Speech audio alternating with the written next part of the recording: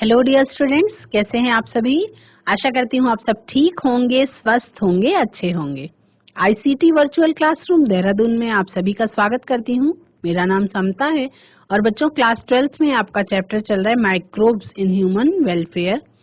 Complete हो चुका है, थोड़े से कॉन्सेप्ट बचे हैं, उसको हम चलेंगे स्मार्ट बोर्ड की तरफ और आगे कंटिन्यू करेंगे।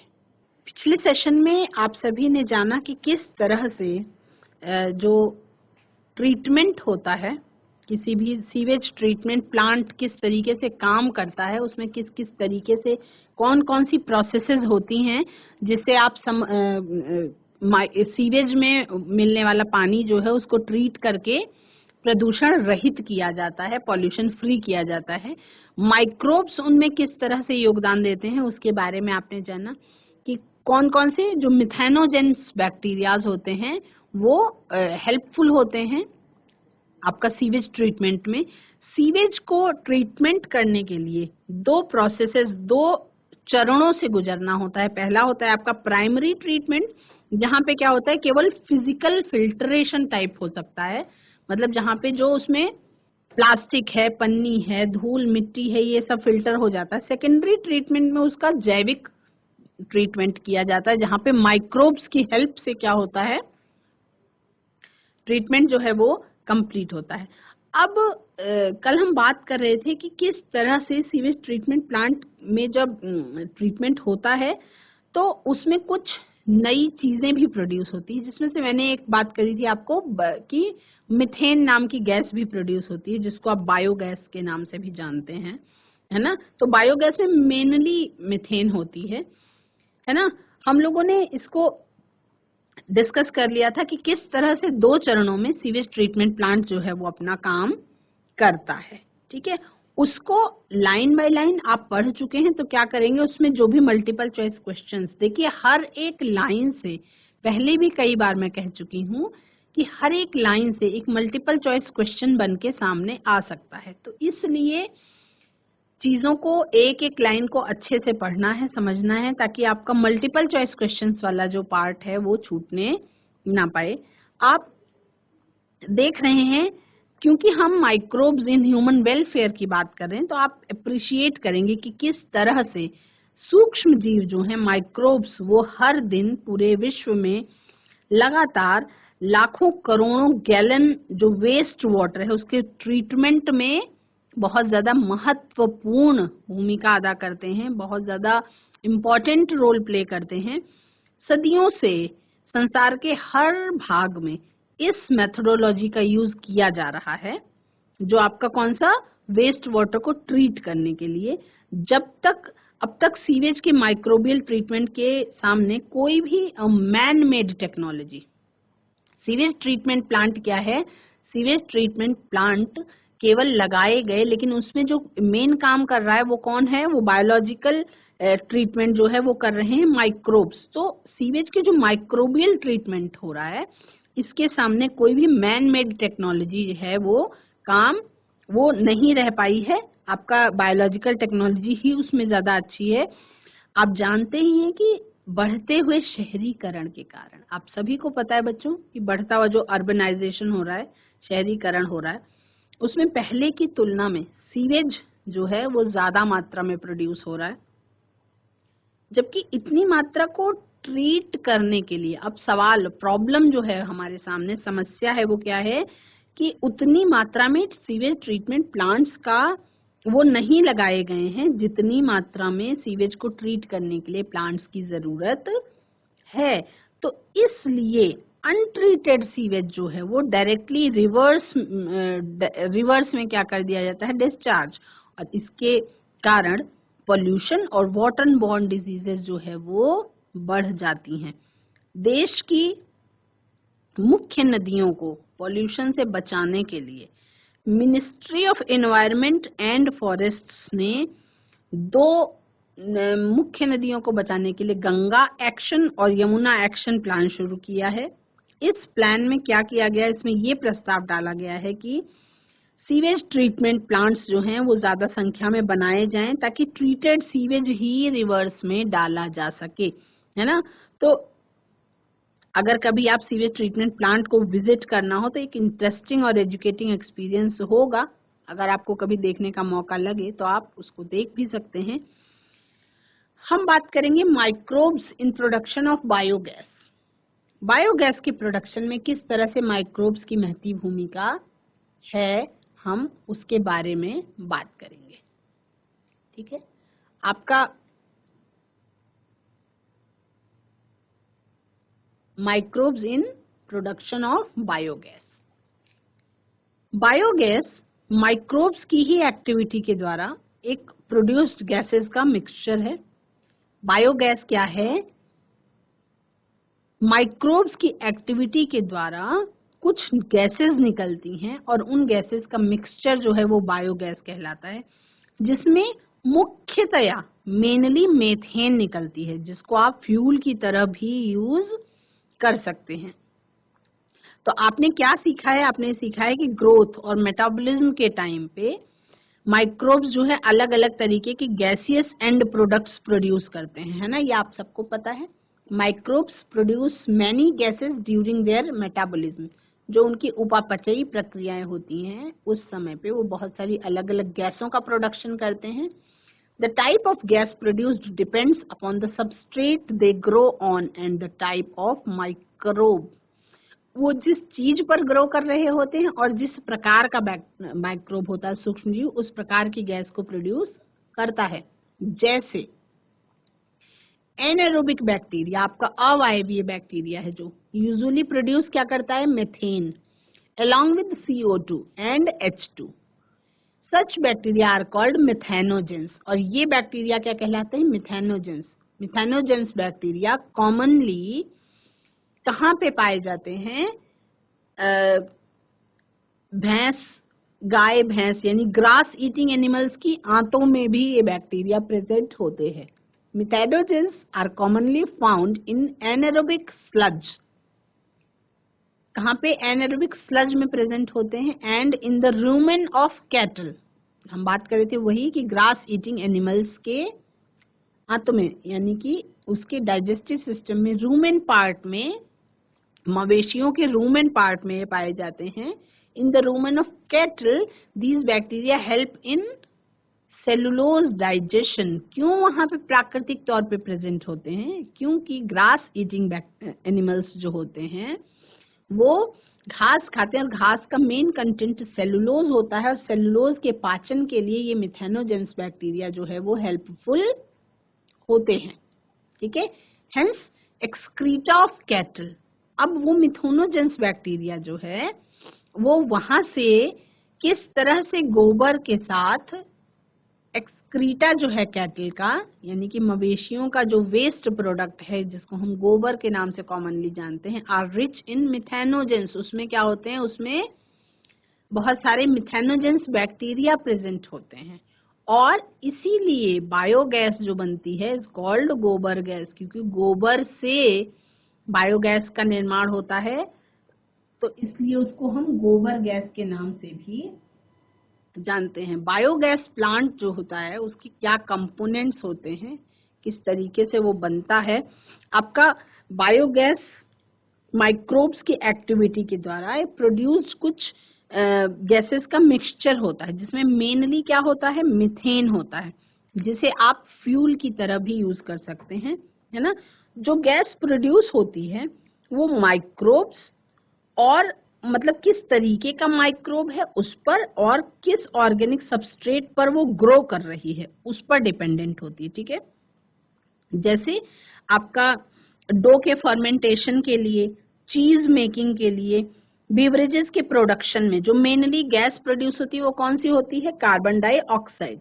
लेकिन कुछ बैक्टीरिया जो सेलुलोजिक मटेरियल पे, जिसमें सेलुलोज पाया जाता है, सेलुलोज वाले मटेरियल पे एनारोबिकली ग्रो करने लगते हैं, वो क्या निकालते हैं? वो कार्बन डाइऑक्साइड के साथ साथ हाइड्रोजन और उसके साथ साथ बड़ी मात्रा में मीथेन गैस का प्रोडक्शन करते हैं।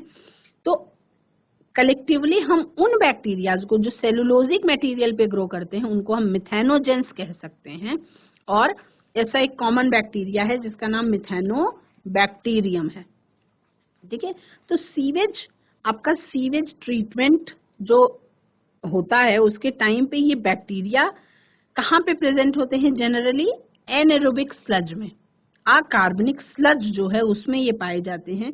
ये बैक्टीरिया, बात हो गई कि मवेशियों के रूमेन में, रूमेन क्या है? स्टमक का एक पार्ट है, और मवेशी कौन से? जो ग्रास ईटिंग एनिमल्स होते हैं उनमें भी पाए जाते हैं, उनके रूमेन में। तो कैटल का जो फूड होता है, मवेशियों का जो भोजन होता है, उसमें बहुत सारा क्या मटेरियल होता है? सेलुलोजिक, सेलुलोजिक मटेरियल होता है जो कि रूमेन में भी पाया जाता है। रूमेन में ये बैक्टीरिया सेलुलोज के ब्रेक डाउन में हेल्प करते हैं। तो आप ये कह सकते हैं कि मवेशियों के पोषण में इम्पोर्टेंट रोल निभाते हैं मिथेनोजेंस, जो प्रेजेंट होते हैं कैटल के रूमेन में, और रूमेन जो डाइजेस्टिव सिस्टम का उनके एक पार्ट है।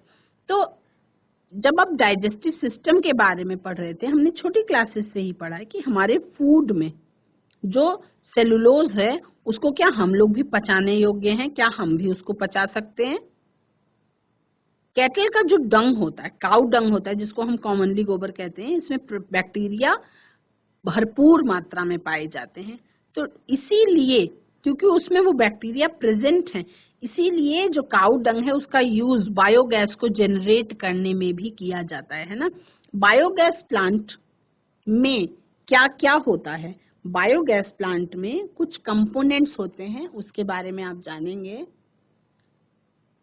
इस तरह से आप समझेंगे इसको। बायोगैस प्लांट जो बनता है उसमें एक ऐसा गड्ढा होगा, है ना, जिसमें आपका डंग और वाटर दोनों, काउ डंग और वाटर दोनों को मिक्स किया जाएगा। इस डायग्राम को देखते हुए समझने की कोशिश करेंगे। बायोगैस प्लांट में एक कंक्रीट का टैंक होता है ना, जो 10 से 15 फीट गहरा हो सकता है, जिसमें बायो वेस्ट को कलेक्ट करके, है ना, उसमें डंग की स्लरी भरी जाती है ना, मतलब जैसे काउ डंग में पानी मिक्स करके उसको, उसकी भरी जाती है स्लरी, ठीक है। और स्लरी के ऊपर एक फ्लोटिंग कवर लगा दिया जाता है। कैसा लगा दिया जाता है? Floating cover.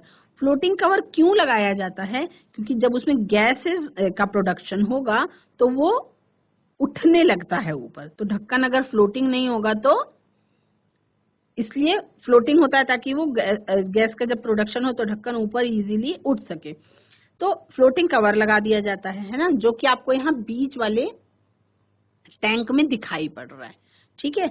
अब माइक्रोबियल एक्टिविटी होती है जिसमें टैंक में जो प्रोड्यूस्ड गैस है उसके कारण वो ढक्कन जो है वो ऊपर उठ जाता है, ठीक है। बायोगैस प्लांट से एक आउटलेट निकलता है जो एक पाइप से जुड़ा हुआ होता है ना। आपको ये दिखाई पड़ रहा है ऊपर, यहाँ पर आपको यहाँ पे ये आउटलेट दिखाई पड़ रहा है ऊपर, जिससे क्या निकलती है? गैस। जिससे क्या निकलती है? गैस। और ये गैस घरों में सप्लाई की जाती है एज अ फ्यूल। क्यों हम लोग ये बायोगैस संयंत्र हर जगह नहीं देखते हैं? क्योंकि जितनी जरूरत है उतनी मात्रा में ये लगे हुए नहीं है। नहीं तो गांवों में खाना पकाने के लिए हम इसी फ्यूल का यूज कर सकते हैं, है ना। बायोगैस प्लांट से जो आउटलेट निकलता है वो एक पाइप से जुड़ा होता है, और बायोगैस आसपास के घरों में सप्लाई की जाती है। गांवों में मैंने पर्सनली देखा हुआ इस तरीके के बायोगैस संयंत्रों को, बहुत इजी है। इसी तरह से गड्ढा खोद के बनाया जाता है, उसमें कुछ भी आपको अलग से नहीं करना, बस केवल जो मवेशियों का काऊ डंग होता है उसको स्लरी बना के केवल उस टैंक में भरना होता है, जो 10-15 फीट गहरा गड्ढा होता है ना। और उसी से ही एक्टिविटी, उसमें नेचुरल एक्टिविटी होती है जिसके कारण उसमें गैस बनती है ना। तो गोबर जो है वो स्लरी, यूज की गई स्लरी, अब उसमें जब वो यूज हो गई है ना, उसके अंदर गैस प्रोड्यूस हो गई, तो उसको फिर दूसरे आउटलेट के द्वारा बाहर भी निकाल लिया जाता है ना। ये जो आपका आ गया स्लज, है ना। यहाँ पे डंग और वाटर ये मिक्स किया गया है, यहाँ पे डंग और वाटर ये दोनों मिक्स करके इसमें स्लरी भरा गया। ठीक है, ये डाइजेस्टर में आता है, यहाँ पे ये प्रोडक्शन होता है गैस का, और उसके बाद गैस होल्डर में वो गैस भर जाती है, एक आउटलेट से घरों में पहुंचा दी जाती है, और जो स्लज है वो एक्स्ट्रा स्लज जो है वो क्या हो जाता है, वो दूसरे टैंक में बाहर निकाल लिया। तो क्योंकि ज्यादा हो जाएगा तो बट ऑब्वियस है आपको वो अब वेस्ट हो गया, तो उसको बाहर निकाल लिया जाता है। अब स्लरी को दूसरे आउटलेट के द्वारा बाहर निकाल लेते हैं। अब चूंकि उसमें माइक्रोब्स का काम हो चुका है, गैस जितनी बननी थी वो बन चुकी है, तो अब उसको फर्टिलाइजर्स की तरह यूज कर सकते हैं। यानी कि किसी भी चीज को, वेस्ट चीज को भी यूज करके, है ना, कुछ अच्छा बनाया जा सकता है। तो जैसे आपका गोबर है, रूरल एरियाज की हम बात करें, गांव देहात की अगर बात करें, तो वहां पे बहुत बड़ी मात्रा में अवेलेबल होता है, क्योंकि सबके पास एक एक घरों में मवेशियों की संख्या जो है वो बहुत ज्यादा होती है। शहरों में जो पैकेट बंद दूध के रूप में हमें अवेलेबल होता है, ये सारा आता कहाँ से, बेसिकली गांवों से ही, जहाँ पे मवेशी होते हैं, और मवेशी होते हैं तो काऊ डंग प्रचुर मात्रा में वहां पे उपलब्ध होता है। ठीक है, वहां पे मवेशियों को अलग अलग रीजन से पाला जाता है ना। तो गांव वाले एरियाज में बायोगैस प्लांट जो हैं वो ज्यादा बनाए जाते हैं। जो आपका बायोगैस है उसका यूज आप कहाँ कहाँ कर सकते हैं, लाइटनिंग में, कुकिंग में, इन दोनों में उसका यूज हो सकता है प्रॉपर। उससे रोशनी भी कर सकते हैं हम, और उससे हम खाना भी पका सकते हैं। ठीक है, तो आपका बायोगैस प्लांट का डायग्राम अगर देखा जाए तो उसको आप इस तरीके से समझ सकते हैं, बायोगैस संयंत्र जिसको कहते हैं, और इससे आपको इजीली जो है समझ में आएगा। अब आपका बायोगैस प्लांट जो है, इसके प्रोडक्शन की टेक्नोलॉजी का विकास, क्वेश्चन जो आ सकता है मल्टीपल चॉइस क्वेश्चन के रूप में, उसमें आपका नाम पूछा जा सकता है कि किस संस्था के द्वारा इसका विकास किया गया। बायोगैस प्रोडक्शन की टेक्नोलॉजी का डेवलपमेंट इंडिया में मेनली किसने के द्वारा किया गया है, इंडियन एग्रीकल्चरल रिसर्च इंस्टीट्यूट। किसके द्वारा किया गया है, इंडियन एग्रीकल्चरल रिसर्च इंस्टीट्यूट। इसको एक एक पॉइंट पे ऐसे समझेंगे। सबसे पहले क्या होता है इसमें, कंक्रीट टैंक है, slurry of Dang is fed, it is a 10 to 15 feet deep tank. Then second one is floating cover placed on slurry rises as the gas is produced. क्यों floating? क्योंकि गैस बनती है तो वो ऊपर को उठ जाएगी। Outlet it is connected to the pipe. Pipe कैसा है, it supplies the biogas to nearby houses, आसपास के घरों में उसका सप्लाई करने के लिए।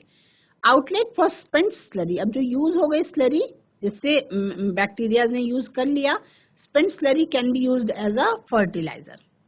ठीक है, biogas plant is usually set up in rural area since cow dung is available in abundance there, वहां पे प्रचुर मात्रा में उपलब्ध होता है, इसलिए गांव के क्षेत्रों में इसका ज्यादा आपको देखने को ये बायोगैस प्लांट मिलेंगे। Biogas is used for cooking and lighting. Biogas technology in India is due to the efforts of, इन दो इंस्टीट्यूट्स का नाम बहुत इंपॉर्टेंट है, यही आपके एग्जाम में मल्टीपल चॉइस क्वेश्चन में पूछा जा सकता है। एक है आपका Indian agricultural research institute, Indian agricultural research institute, भारतीय कृषि अनुसंधान संस्थान, क्या है नाम इसका, भारतीय कृषि अनुसंधान संस्थान। और दूसरा है आपका KVCI। इन दोनों के मिले जुले प्रयासों के बाद ये जो बायोगैस संयंत्र है उसको बनाया गया। तो बायोगैस प्रोडक्शन की टेक्नोलॉजी का विकास किसके द्वारा किया गया, भारतीय कृषि अनुसंधान संस्थान और Khadi and village industries commission, Khadi and village industries commission, इन दोनों के मिले जुले प्रयासों के परिणाम स्वरूप ये बायोगैस प्रोडक्शन की टेक्नोलॉजी का डेवलपमेंट जो है वो हुआ। ठीक है, तो हम पढ़ किसके बारे में रहे हैं? सूक्ष्म जीवों के बारे में। मैक्सिमम टू मैक्सिमम हम उनको किस तरीके से यूज कर सकते हैं जी मनुष्य कल्याण के लिए, उसके बारे में हम चर्चा कर रहे हैं।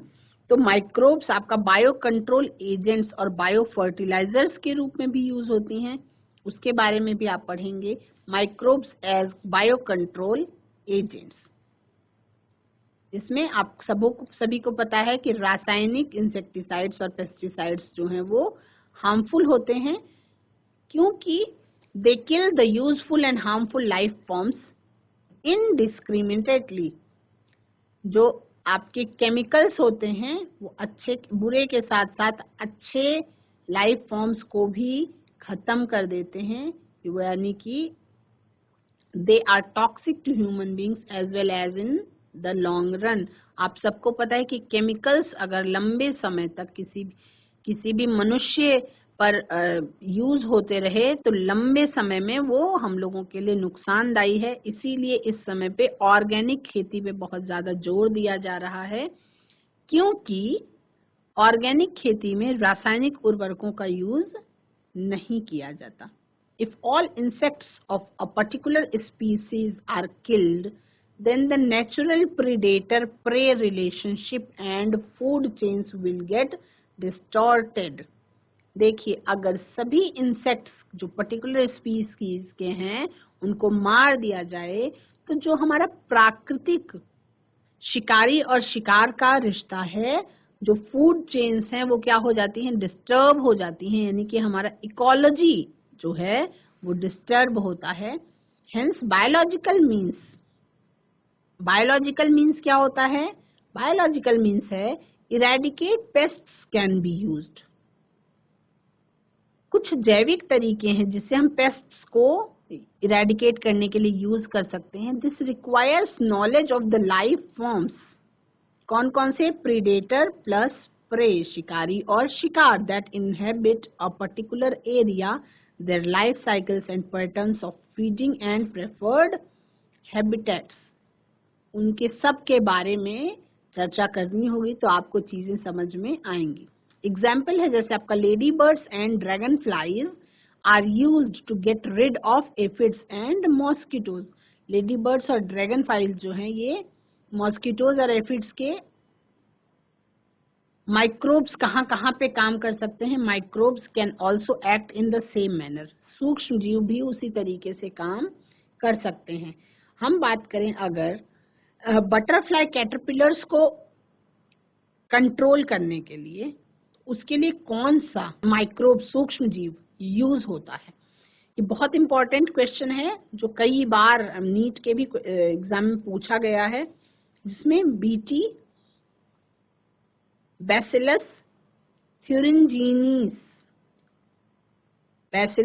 थुरिंजेंसिस बीटी, जिसको शॉर्ट फॉर्म में बीटी कहते हैं, is used to control butterfly caterpillars. आप सबको पता है कि तितली लाइफ साइकिल होता है, life cycle of a butterfly, उसमें एक स्टेज ऐसी आती है जहां पे कैटरपिलर के रूप में वो होती है। और कैटरपिलर क्या होता है? पत्तों को ही बहुत लंबे समय तक उसको डिस्ट्रॉय करने, मतलब खाते हैं ना, उनका भोजन होता है कैटरपिलर का। तो आपका प्लांट डिजीजेस या पेस्ट्स को कंट्रोल करने के लिए, जो बायोलॉजिकल मेथड्स हैं उनका यूज ही हम क्या कहते हैं? उसको बायो कंट्रोल कहते हैं। तो मॉडर्न सोसाइटी में इस प्रॉब्लम को, है ना, कैसे कंट्रोल किया जाता है? केमिकल्स, और केमिकल्स आपको इंसेक्टिसाइड्स और पेस्टिसाइड्स के रूप में मिल रहे हैं। उससे बढ़ते हुए उसको प्रयोग से इसको कंट्रोल किया जाता है। लेकिन ये जो केमिकल्स होते हैं ये ह्यूमन बीइंग्स के लिए और एनिमल्स के लिए, है ना, आप सभी को पता है कि टॉक्सिक और ज्यादा हार्मफुल होते हैं। और हमारे एनवायरनमेंट, जैसे कि जो केमिकल्स हैं, जो उर्वरक हैं, ये केमिकल फर्टिलाइजर्स हैं, ये हमारे पर्यावरण को भी प्रदूषित करते हैं। जैसे कि आपका हमारी जमीन को प्रदूषित करते हैं, ग्राउंड वाटर को प्रदूषित करते हैं, फ्रूट्स, वेजिटेबल्स और क्रॉप प्लांट्स को भी प्रदूषित करते हैं ना, जहाँ पे हमें इनकी जरूरत नहीं केमिकल्स की, है ना। वीड्स को रिमूव करने के लिए वीडिसाइड्स के यूज से हमारी जो सॉइल है जिसमें हम फसलें उगाते हैं वो प्रदूषित हो रही है। तो एग्रीकल्चर में पेस्ट्स को कंट्रोल करने के लिए आपका एक नेचुरल मेथड होता है जो केमिकल की यूज की जगह पे नेचुरल प्रिडेशन पर निर्भर है। जैसे ऑर्गेनिक फार्मर का एक ऐसा विश्वास है, ऑर्गेनिक फार्मर जो ऑर्गेनिक सब्जियां उगाते हैं, ऑर्गेनिक फल फ्रूट उगाते हैं, उनका एक विश्वास है कि जो बायोडाइवर्सिटी है वो हेल्थ को बढ़ावा देती है, जो जैविक विविधता है वो स्वास्थ्य को बढ़ावा देती है। लैंडस्केप में जितनी ज्यादा वैरायटी होगी उतनी ही ज्यादा वो स्थायी होगी। तो ऑर्गेनिक फार्मर यानी जो ऑर्गेनिक कृषि प्रधान जो किसान हैं जो ऑर्गेनिक फार्मिंग को बढ़ावा देते हैं, वो एक सिस्टम को विकसित करने के लिए काम कर रहे हैं जिसमें इंसेक्ट्स जो हैं जिन्हें आप पेस्ट्स भी कहते हैं उनको एरेडिकेट होने के अलावा मैनेजेबल लेवल पे एक लिविंग और वाइब्रेंट इकोसिस्टम, उसके अंदर संतुलन और कॉम्प्लेक्स सिस्टम का निर्माण किया जाए, कोशिश की जाए। पारंपरिक जो कृषि के तरीके थे उनके विपरीत, जो पारंपरिक क्या है, हमारी परंपरा में क्या हो गया है कि हम केमिकल मेथड्स का यूज करते हैं, उसमें यूजफुल और हार्मफुल दोनों लाइफ फॉर्म्स को खत्म हो जाती है ना। ये एक आप कह सकते हैं कि एक होलिस्टिक अप्रोच है जहाँ पे फ्लोरा और फौना को बनाने वाले अनगिनत प्राणियों के इंटरेक्शन के जाल की समझ को डेवलप करता है ना। इसके लिए जानकारी की जरूरत होती है। तो ऑर्गेनिक फार्मर का एक ये कहना है कि ऐसे जीवों का विनाश हो जाए जिन्हें अक्सर पेस्ट माना जाता है ना, वो पॉसिबल ना होने के साथ साथ अनडिजायरेबल भी है। ऐसे जीवों के अभाव में आपका लाभदायक जो प्रीडेटरी और पैरासिटिक इंसेक्ट्स हैं जो इन फूड या होस्ट्स के लिए डिपेंडेंट होते हैं वो जीवित रहने में असक्षम हो जाएंगे, जीवित नहीं रह पाएंगे। बायो कंट्रोल के जो यूज हैं उनके तरीकों से हम टॉक्सिक केमिकल्स और पेस्टिसाइड्स पर निर्भरता जो है वो कम हो सकती है। ठीक है, तो कुछ अलग अलग तरीके हैं, जैसे कि आपका एक बीटल है जिस पर रेड और ब्लैक मार्किंग्स पाई जाती है, जिसको हम लेडी बग कहते हैं, लेडी बर्ड और ड्रैगन फ्लाइज, है ना। ये इनमें और मॉस्किटोज में छुटकारा अगर चाहिए तो इसमें बहुत ज्यादा लाभप्रद है। माइक्रोबियल बायो कंट्रोल एजेंट्स का अगर एग्जाम्पल लें तो जैसे हमारा बटरफ्लाई कैटरपिलर्स को कंट्रोल करने के लिए एक बैक्टीरिया है बैसिलस ट्यूरिनजेनेसिस, इसका यूज करते हैं, जिसको हम जनरली बीटी लिखते हैं, जिसके बारे में बात हो रही है, used to control butterfly caterpillars. Butterfly के कैटरपिलर्स को यूज करने के लिए उसको कंट्रोल करने के लिए इसका यूज किया जाता है। ये सैशे में आपको ड्राइड स्पोर्स के रूप में अवेलेबल होते हैं, है ना, जिसको पानी में मिला करके और उसको अगर छिड़काव कर दिया जाता है पौधों के फलों के पौधों पर तो इंसेक्ट लार्वी द्वारा इनको खा लिया जाता है ना। द बैक्टीरियम, ये जो बैक्टीरियम है आपका बैसिलस बीटी जो है ये अवेलेबल है आपका सैशे में, है ना, ड्राइड स्पोर्स के रूप में। सैशे में कहाँ अवेलेबल है आपको? ड्राइड स्पोर्स के रूप में, which are spread on the crops, पानी के साथ मिला करके इसको स्प्रे कर दिया जाता है फसलों पे। The spores get into the gut of the larvae and kill it while the other insects remain undisturbed. और जो दूसरे इंसेक्ट्स हैं जो ठीक हैं, जरूरी हैं, वो रहेंगे और जो नुकसानदायी हैं वो खत्म होंगे।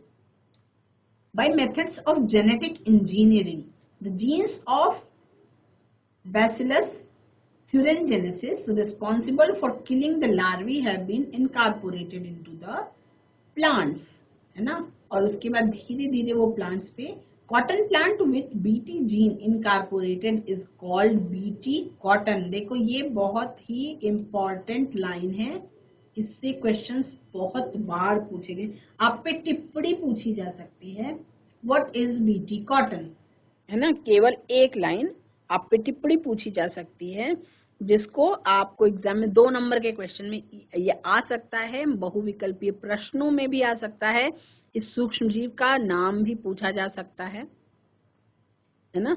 तो पढ़ते समय ये हमेशा ध्यान देंगे बच्चों कि जो इम्पोर्टेंट चीजें हैं वो किसी भी लाइन से निकल के आ सकती हैं। है ना। जैसे कि हमने बात कर ली कि किस तरह से ब्राइट स्पोर्स के रूप में ये सैशे में अवेलेबल है और पानी में मिला करके प्लांट्स पे छिड़काव कर दें तो इंसेक्ट लार्वी के द्वारा इनको खा लिया जाता है। लार्वी के गट में टॉक्सिन रिलीज होता है जिससे इंसेक्ट मर जाता है ना। प्रोसेस समझ में आ गया कि कैसे ये काम करता है। तो बैक्टीरियल डिजीज कैटरपिलर्स को तो मार देती है लेकिन दूसरे किसी इंसेक्ट को नुकसान नहीं पहुंचाती है।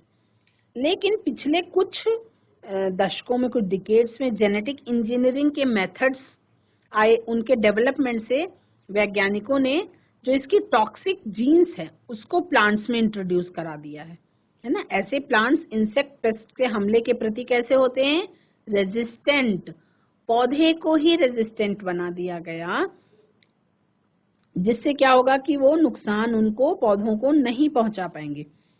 और इसी तरीके का एक रेजिस्टेंस जो क्रिएट किया गया उसमें आपका बीटी कॉटन है, वो एक ऐसा ही एग्जाम्पल है जिसको कई राज्यों में इसको बनाया जाता है बायोलॉजिकल कंट्रोल की तरह। फंगस जो है उसमें आपका आता है ट्राइकोडर्मा को भी बायो कंट्रोल एजेंट के रूप में यूज किया जाता है, जिसमें बहुत सारे प्लांट्स में इसको यूज किया जाए रोग कारक से बचने के लिए। बायोलॉजिकल कंट्रोल की तरह फंगस जिसका नाम है ट्राइकोडर्मा, उसका यूज प्लांट डिजीज के ट्रीटमेंट में किया जाता है। ट्राइकोडर्मा स्पीसीज एक फ्री लिविंग फंगी है। ये कैसी है? एक फ्री लिविंग फंगी है जो सामान्य रूप से जनरली रूट के इकोसिस्टम में पाया जाता है और प्लांट के कई पैथोजेंस के खिलाफ ये बहुत प्रभावशाली बायो कंट्रोल एजेंट है। ठीक है, तो आपका माइक्रोब्स एज बायो फर्टिलाइजर्स, कुछ ये चीजें आपको केवल पॉइंट्स में लिख लेनी है। फंगस आपका ट्राइकोडर्मा का भी आपको याद रखना है। ये जो नाम है ये आपके क्वेश्चंस में आ सकते हैं और ये इम्पोर्टेंट भी है ना। कई क्वेश्चंस बहुत बार देखे गए हैं जो आपके पूछे जाते हैं एग्जाम में, उसमें इनका नाम भी, जैसे बीटी कॉटन आपका टिप्पणी पूछी गई, कई बार पूछी गई है, बहुत इंपॉर्टेंट है। Microbes and as bio fertilisers, इसमें भी आपका chemical fertilisers contribute to the pollution, इसमें भी आपका बैक्टीरिया बायो फर्टिलाइजर्स में ये राइजोबम बैक्टीरिया जो है इसका नाम इम्पोर्टेंट है। तो आप इसको याद रखेंगे और अच्छे से इसकी तैयारी करेंगे। बच्चों, आज की क्लास में हम सभी ने बहुत अच्छे से बात करी किस तरह से सीवेज ट्रीटमेंट प्लांट का यूज होता है, किस तरह से 2 चरणों में वो काम करता है और किस तरह से सूक्ष्म जीव हमारे लिए जो है वो उपयोगी हैं। इस चर्चा के साथ ही आज की क्लास में इतना ही। That's all for today. Have a nice day. Take care.